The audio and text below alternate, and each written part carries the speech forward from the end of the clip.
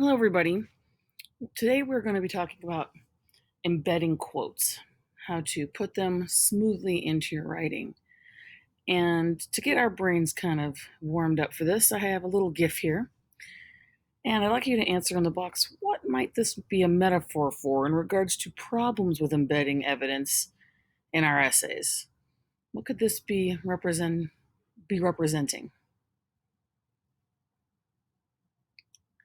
Now, we'll get to the answer later. So just put a pin in it, and we'll come back to this idea in a minute. So, our focus today, you guys, is that we need to smooth out the embedding of our textual evidence. This is a vital skill for getting that A grade you want in your papers and for you to be clear in your writing. And I know this is hard for a lot of you, so what challenges have you had in the past? Or what challenges, at least, can you infer other people have had with embedding quotes well?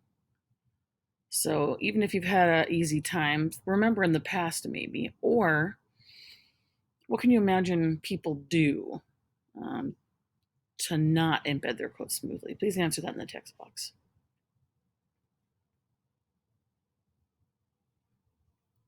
Now, some of the things people have shared with me in the past of the troubles they've had, and from my experience in grading papers, is that a lot of times people throw in way too much, or the only way they can imagine embedding their quotes is to say, the author said this, or the character said that. And then right after that, they love to use the phrase, this quote shows. All of those are no-nos. Another big thing people do is that they just kind of throw it in there.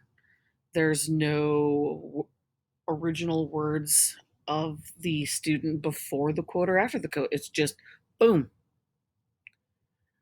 Like they're being interrupted, which is what that GIF was about. A lot of times people just throw in quotes from other authors and you're just kind of having the author photobomb you, just jumping on in, and it doesn't really connect and it feels like it's choppy. And you can tell. If someone even read it out loud, you would know, okay, this is the student's writing and this is the author they're quoting. It's so obvious, even to the ear. Oops. But anyway, why is it important, though, to smoothly embed your textual evidence into your writing? What consequences can you infer if we cannot do this well? So, thinking about some of those examples that I shared and just your own past troubles, why do you think it's important that we fix this problem? Or what possible consequences could follow if you don't ever get this skill? Please share your thoughts in the text box.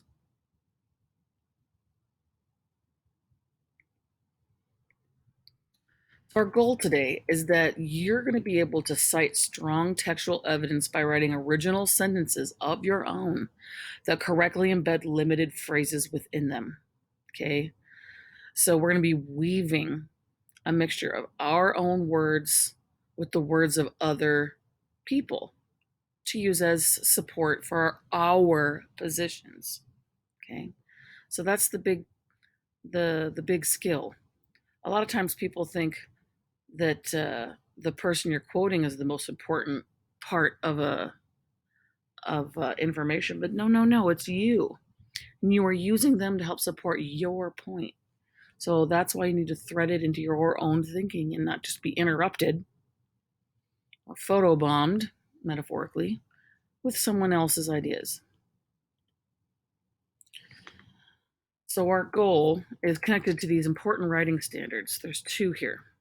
The main one is writing 1.4 of the Common Core State Standards for California, and that's to develop the main ideas within the body of the composition through supporting evidence, such as scenarios, commonly held beliefs, hypotheses, and definitions.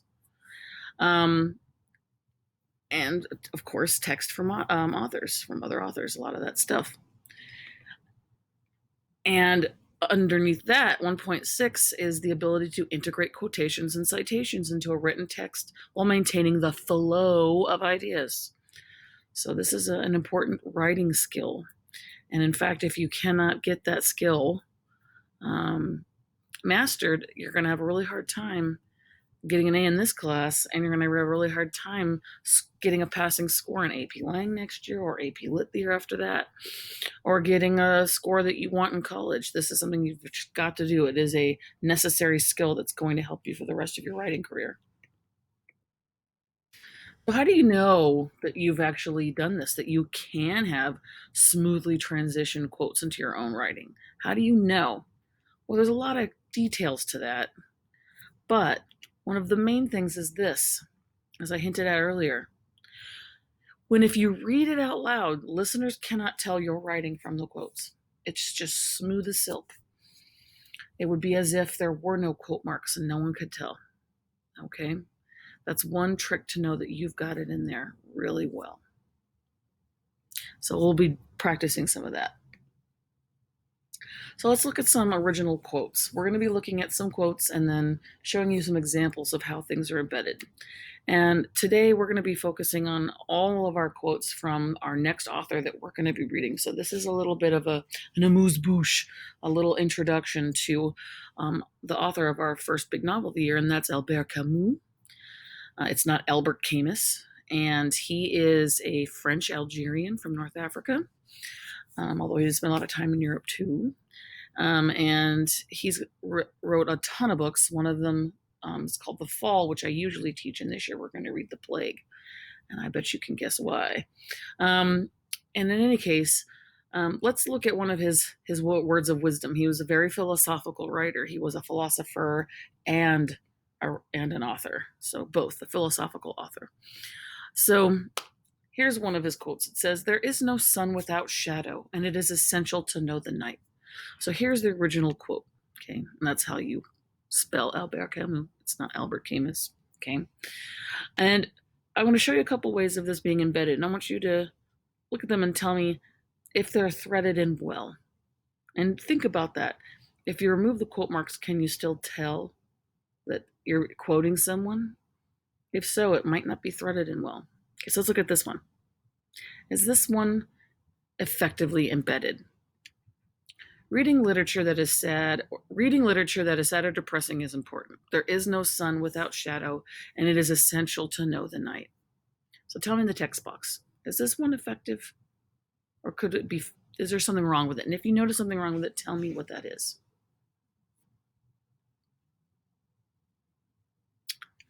This one's really choppy, right? This is what I was talking about, the photobomb. You've got the words, here's my words, and then here's Albert Camus' words, completely separated from each other with that period, okay? Now, that is where the error is. There's lots of ways to fix that, even really simple ways. One way would at least to have a colon right here, because this would be kind of the introductory phrase and then the quote. And that one's okay. But let me show you another way. Look at this one. Reading literature that is sad or depressing is important, for there is no sun without shadow, and it is essential to know the night. That one is smoothly done. And all I did was turn that period into a comma and add the word for to kind of show that transition. That is just a simple little thing you could do. Okay. Now I know it's hard to come up with your own ideas, but that's the point. You need to come up with your own ideas and then use some of the authors to help you, some other author words to help you support what you're trying to say. And notice how I put in the parens Camus, right? I don't have a page number, but if I still have to say who said it, right? And you say, and see how the period got moved outside? That's MLA. If you end with a sentence that you're quoting, you wouldn't have a period here after night and a period after the parentheses. And you definitely wouldn't have the period here and no period there, because that would mean that this is inside the next sentence, the Camus in the parens. So that's what you do. You just get rid of it here, because then it'd be a redundant period. Okay, you get rid of the one after the last word, in this case, night. Then you put in the citation, and then the period. Little side note there. Okay.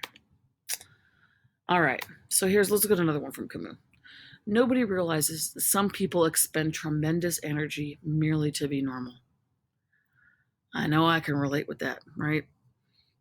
So he's trying to explain here that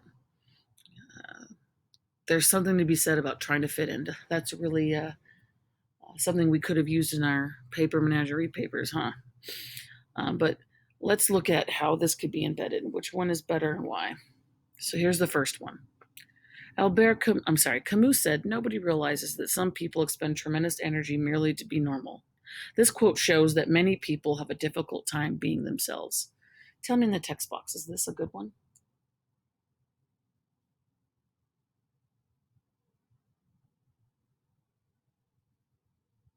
Now, for those of you that caught it from before, this one's not the worst. Camus said this, but it's not great, and this is not our goal. To just say so and so said and then quoting them isn't very smooth. And then the phrase this quote shows is a no no. First of all, I know it's a quote. Guess how? Oh, there's this little quote mark here and a little quote mark there. You didn't need to tell me that. And this is such an overused expression that this is going to be on your naughty list. Never use the phrase this quote shows. Okay, so it's choppy, and it's making it even more choppy by pointing at the quote, saying this quote shows. Okay, there's not much of my own words either. I'm just letting Camus take all the effort here. That's not fair. So tell me why this one's better. What is better about this one? Being true to yourself is a difficult task, and for some, it takes tremendous energy merely to be normal. Tell me in the text box, how is this better?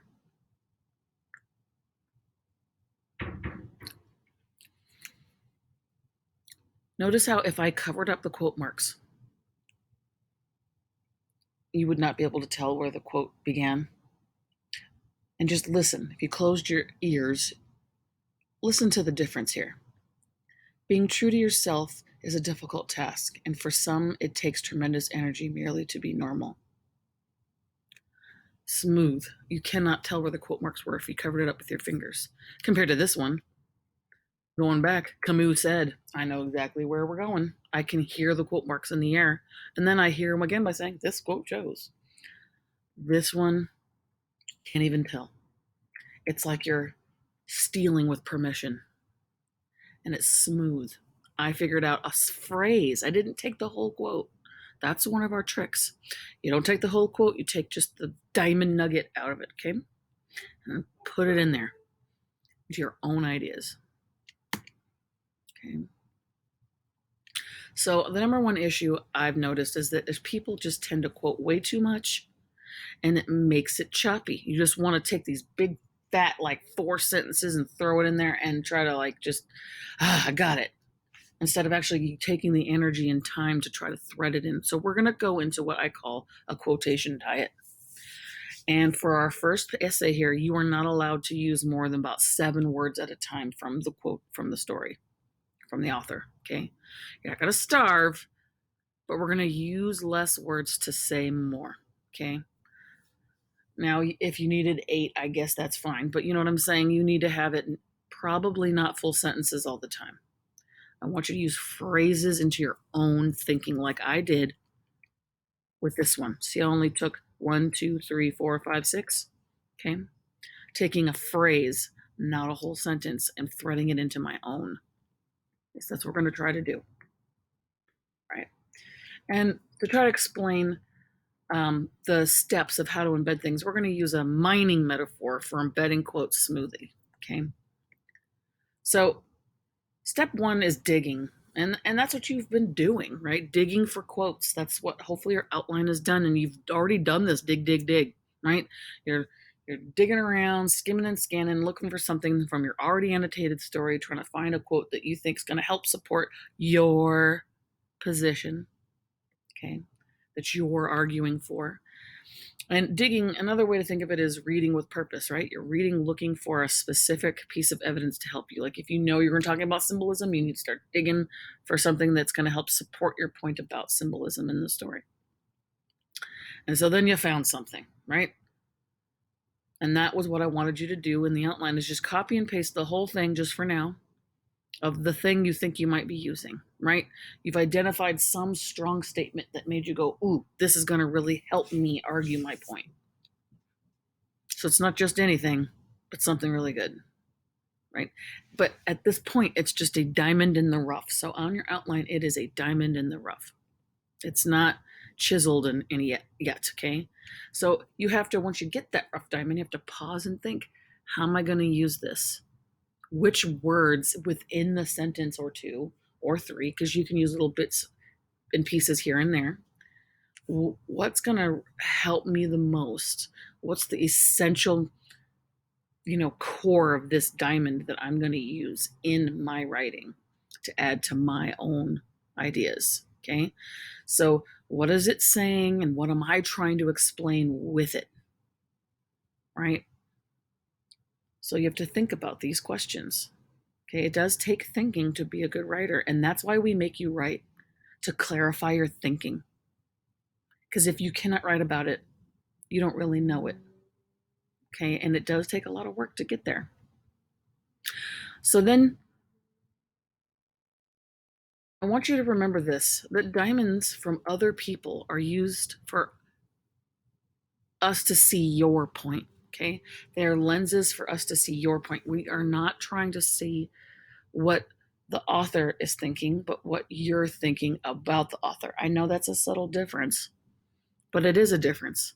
You are using evidence to support your position. That doesn't mean you should be using the words I and me and mine and all that, but it's still your argument. Okay. So then you take out the parts. Which parts are diamonds? You gotta cut, and you gotta throw away the rest, right? So you're refining that diamond and going, okay, this is what I want, and let's toss out the other stuff. Okay. So which parts are not needed? So that's something I had to have some of you guys do on your thesis rewriting, is you had way too much in there.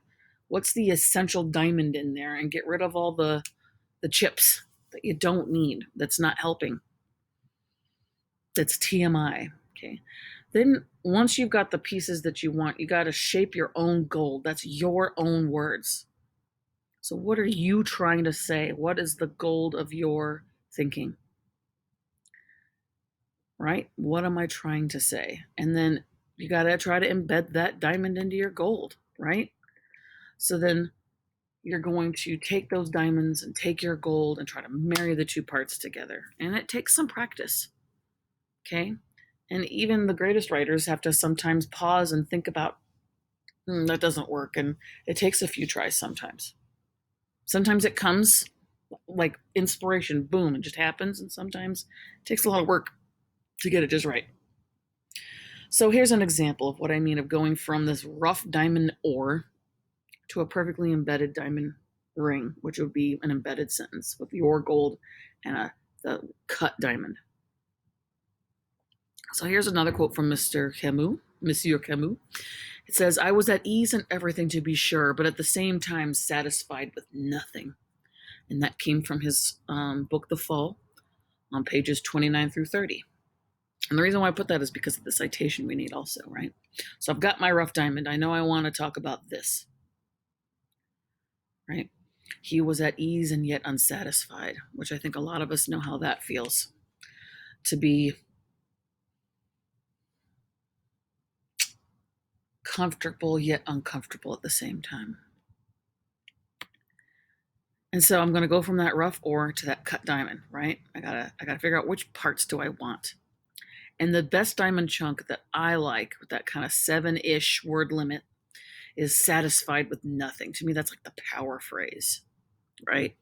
The rest is kind of, and then satisfied with nothing. It's just like a mic drop. So I'm going to use that diamond chunk. That's going to be my beautiful diamond. So I got to think, how am I going to weave this together? Right? I got to combine it with my own words, because that's just a phrase. Right? And then I have to think about how to make it smooth so I can't hear the quote marks, to make my own perfectly diamond ring. So here's what I did. Notice how most of the stuff in yellow, my words, it's a lot more of me and a lot less of Camus.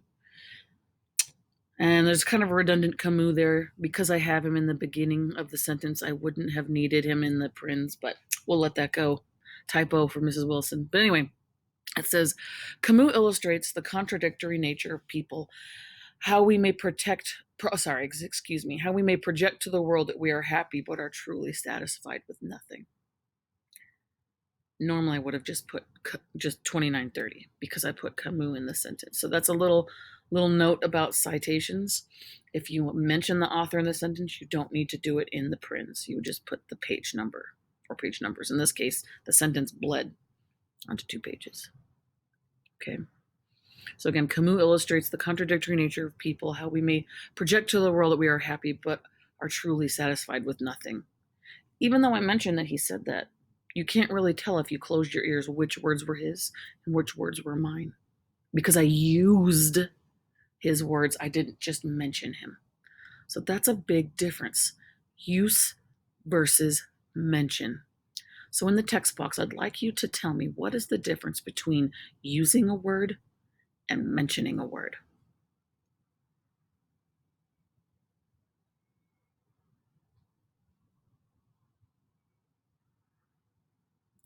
So you can see how I use the words "are truly satisfied with nothing." I use them as if they were my words. That's another big ticket to knowing whether or not you embedded the quote. Whereas if I mentioned it, I would say, Camus says, tap, tap, tap, tap, tap, tap, tap. That's me just mentioning him saying that. I'm not saying it. Right? I can use quotes from giants, but they still need to be part of my idea. I've embedded him into me. So use the words, don't just mention them. That's the trick to having truly smoothly embedded quotes. Sometimes you have to mention it's not possible, but when you can, use it, don't mention. Okay. Here's another one. So I've got my rough diamond ore here. And Camus said, again from his book The Fall, because I don't want to give away the plague yet. On page 40, it says, my reflection was smiling in the mirror, but it seemed to me my smile was double. Ooh, he's facing some truth about himself, that he is two-faced or a walking contradiction, that he's full of it, right? I think all of us have had moments of seeing our own hypocrisy. Otherwise, we don't grow, right? We all say and do things that are contradictory sometimes. It's part of being human. And this is a character realizing that he is full of baloney, right? That he's been putting on false airs, that he's been wearing a mask, being fake. So I know I want to say something. I'm going to look for my rough. I'm going to look at this rough diamond and try to find that kind of. Remember, I want to find that diamond nugget. So if I had to cut it, I had to cut it out of that ore. What is the most strong part to you? In the text box, before I show you, what do you think could be the strongest? What sticks out to you? I mean, we're all going to have different answers, but I just want you to think about it. What is the strongest piece here? Make a guess about what I might pick out that really is like that part that mic drop that I want to use.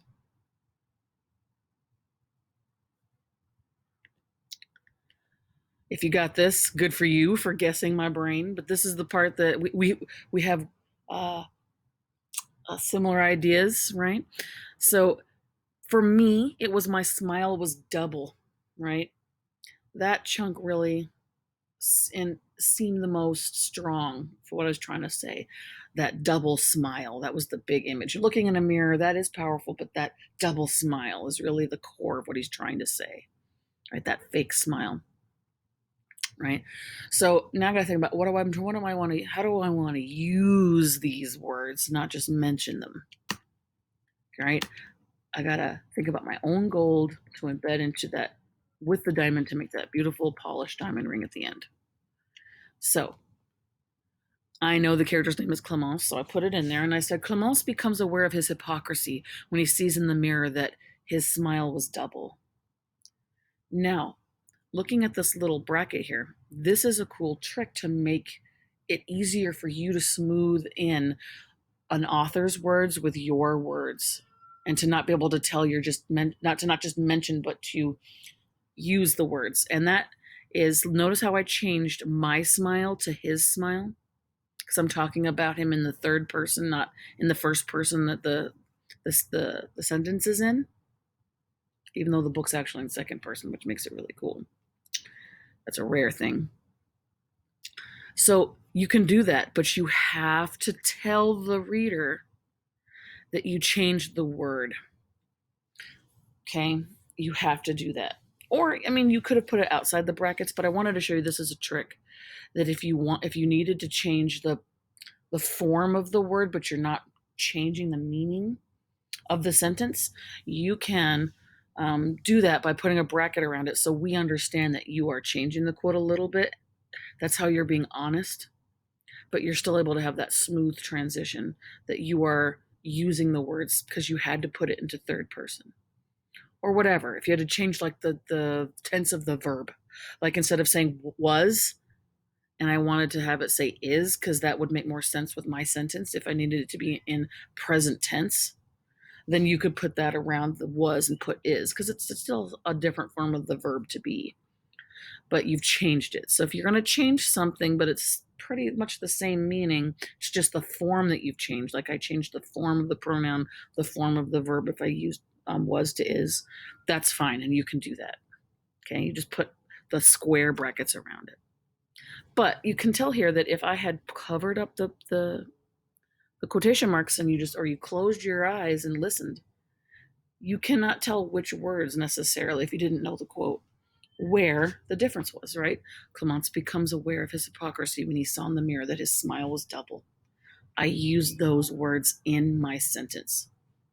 And then notice how I did not mention the author in the sentence, so I had to put Camus 40.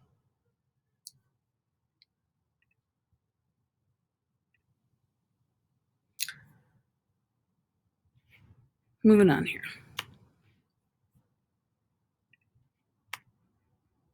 So, a quick check. What are the 6 steps of mining and embedding your quotes? See if you can remember. Tell me in the text box, what are the 6 steps? What do you need to do first to the end?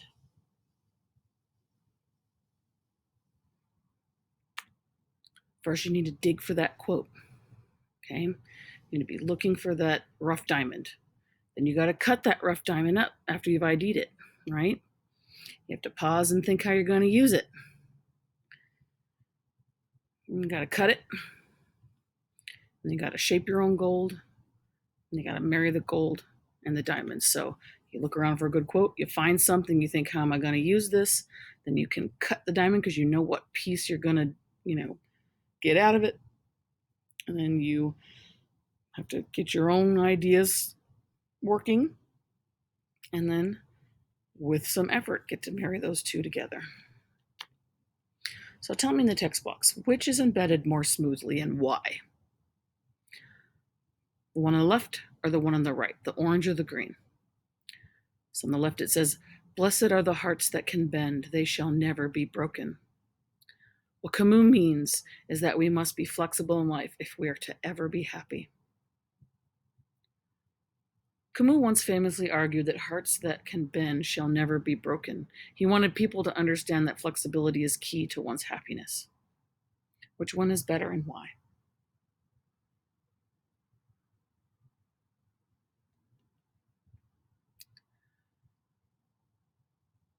Clearly, the one on the right is better. I used the words. I didn't just throw in a quote, right? In the left one, I would call that a floating quote. It's just floating in there. It's not even introduced. Whereas the one on the right, I picked a couple of diamond nuggets. Notice how there's an ellipses here to cut out some of the words in the middle. You can do that. So I've got 1, 2, 3, 4, 5, 6, 7, 8. So at 7 is a loose rule, but what I mean to say is try not to be throwing in full sentences everywhere. You don't need them. Often. Sometimes you do, but most of the times you don't. So we want to go on that quote diet, and I definitely don't want you going over one sentence at a time. We're gonna have to have a talk, okay? So that's too much right now. It takes a talented person to know how, if multiple sentences are needed, and it's not just fluff to fill in the page to get your page limit. Okay, so we're not doing that. But look how the words are being used. If you covered it up, you wouldn't know where it was. But yes, that ellipses here, that dot, dot, dot shows some cutout words. You can't just throw it in there without the cut. If you made a cut, just like the The square brackets showed a change. You have to show this too. Let's look at another one. Green or orange? We should not just merely exist. We must live every day to its fullest, live to the point of tears.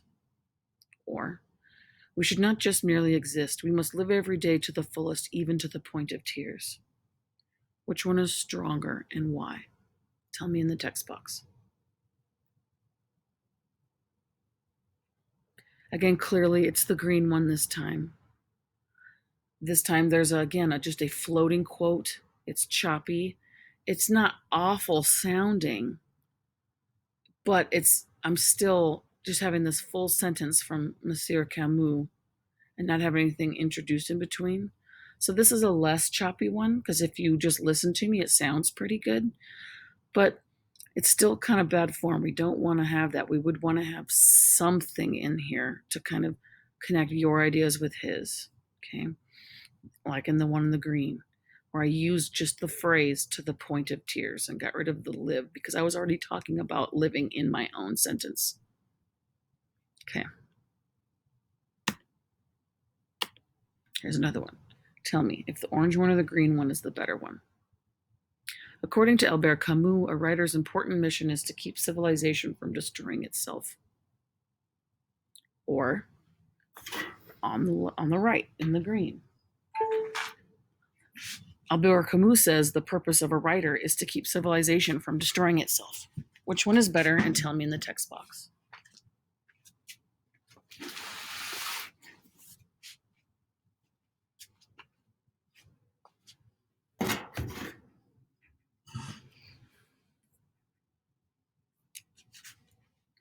Clearly this time it's the orange.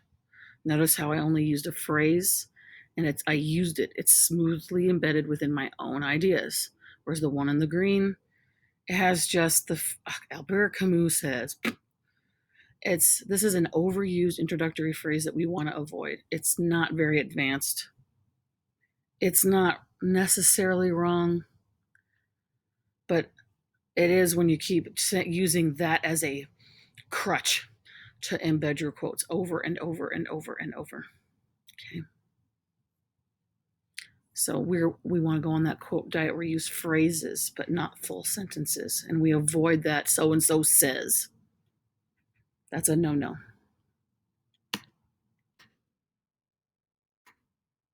So I know it's a lot easier to identify than create. It's really, creating is a harder thing to do. And so and that's why, right? It's easy for it to all fall apart on you. You get so close and don't. So we're gonna do some creating now. Right? So what I want you to do is, and there's lots of different correct ways to do this, you kind of figure out what you want to say. You're going to look at this quote from Monsieur Camus, and you are going to find that kind of cut diamond that you like after you figure out what he's saying and what you want to say with it. Okay? And in the text box, I want you to embed a quote for me. So the first thing I want you to do is, in the text box, look at this quote and pick out a chunk of it that you think is a really strong piece that you could maybe say something about. So go ahead and cut a diamond out for me. And here's the quote first. It says, "And never have I felt so deeply at one and at the same time so detached from myself and so present in the world."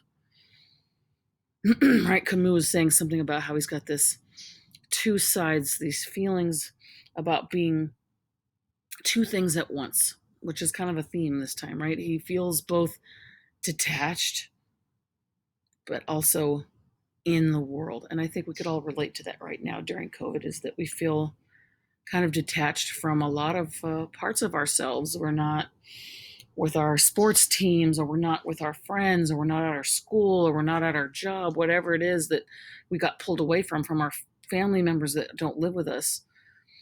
And aren't we so aware of what's going on in the world, much more than we were before?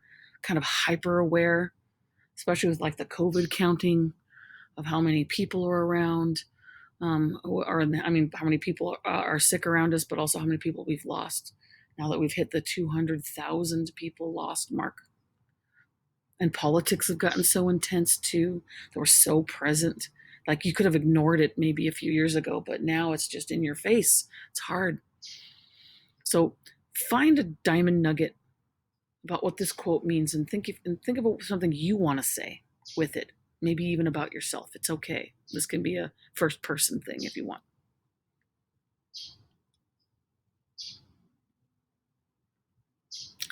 So oops, forgot to put that up for there for you.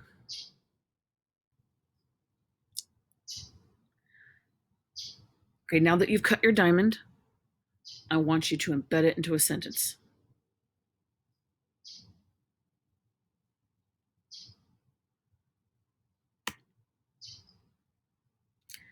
Before you submit, make sure you read it out loud. Is it smooth? Did you use the words or did you mention them?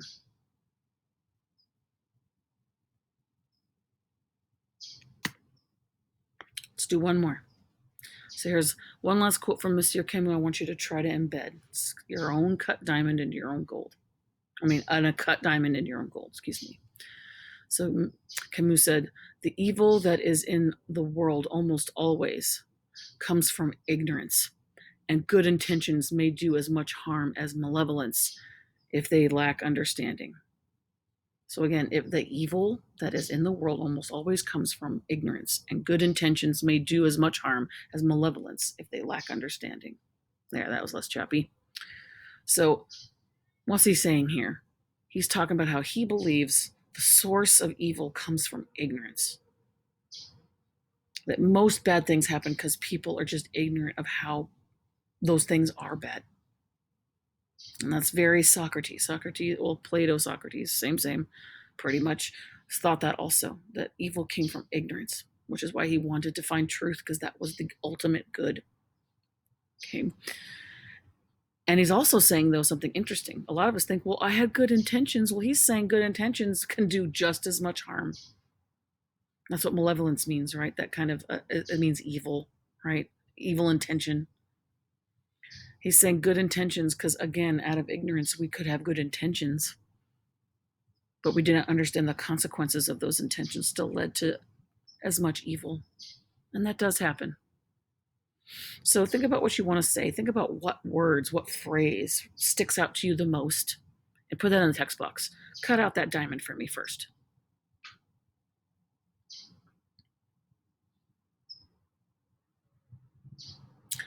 All right, now I want you in the text box to take that diamond that you cut and write a sentence about whatever you want using that diamond, not mentioning, using. And don't forget to put after your sentence in the parens, Camus.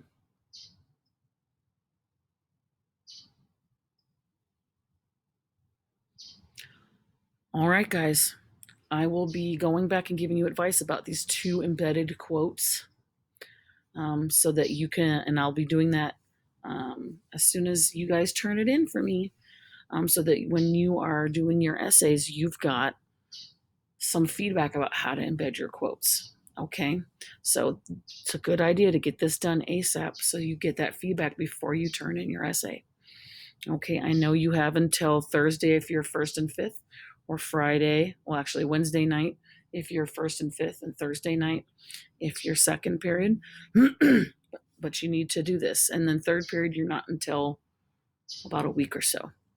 Okay, from when I made this. So you guys would again be a Thursday night probably.